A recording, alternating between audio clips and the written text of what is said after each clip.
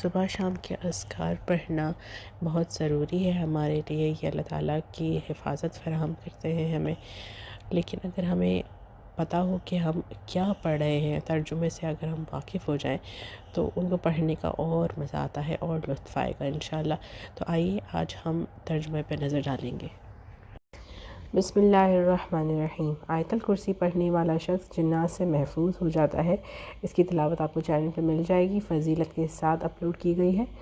Number 2، ہمارے پاس قل اعوذ برب الناس، قل اعوذ برب الفلق اور قل هو اللہ احد کی تلاوت بھی آپ کو چینل سے مل سکتی ہے، وہ بھی ہمیں ڈیلی بیسس پہ صبح و شام پڑھنی چاہیے 3 بار۔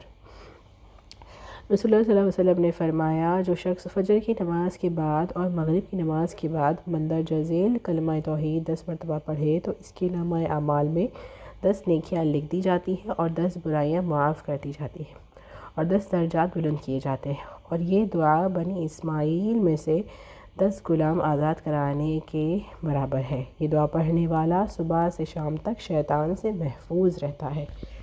لا الہ الا اللہ وحدہ لا شریک لہ، لہ الملک ولہ الحمد وہو علی کل شیء قدیر۔ صبح و شام 10 مرتبہ پڑھنا ہے۔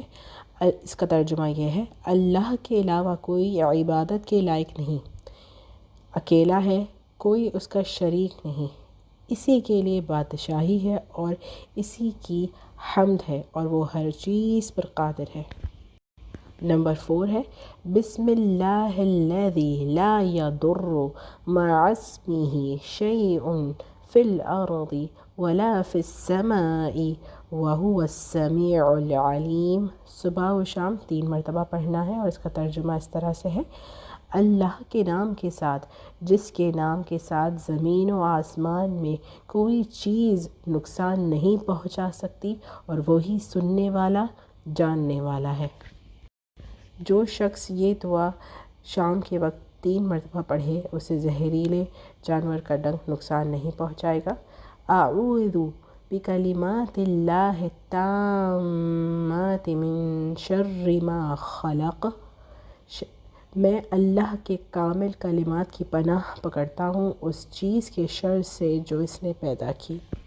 نمبر 6، اللہم عافنی فی بدنی، اللہم عافنی فی سمعی، اللہم عافنی فی بصری، لا الہ الا انت، اللہم انی اعوذ بک من الکفر والفقر واعوذ بک من عذاب القبر، لا الہ الا انت۔ اے اللہ مجھے میرے جسم میں عافیت دے، اے اللہ مجھے میرے کانوں میں عافیت دے، اے اللہ مجھے میری آنکھوں میں عافیت دے، تیرے علاوہ کوئی عبادت کے لائق نہیں، اے اللہ میں کفر اور فقر سے تیری پناہ چاہتی ہوں اور عذاب قبر سے تیری پناہ چاہتی ہوں، تیرے علاوہ کوئی عبادت کے لائق نہیں۔ یہ دعا آپ نے 3 مرتبہ پڑھنی ہے صبح و شام۔ نمبر 7، صبح کی نماز سے اشراق تک مسلسل ذکر کرنے سے یہ کلمات کہنا زیادہ وزنی ہے، سبحان اللہ وبحمدہ عدد خلقہ ورضا نفسہ وزنۃ عرشہ ومداد کلماتہ۔ اللہ پاک ہے اور اپنی تعریف کے ساتھ ہے، اپنی مخلوق کی گنتی کے برابر اور اپنے نفس کی رضا کے برابر اور اپنے عرش کے وزن کے برابر اور اپنے کلمات کی سیاہی کے برابر۔ یہ دعا صبح کے وقت 3 مرتبہ پڑھنی ہے۔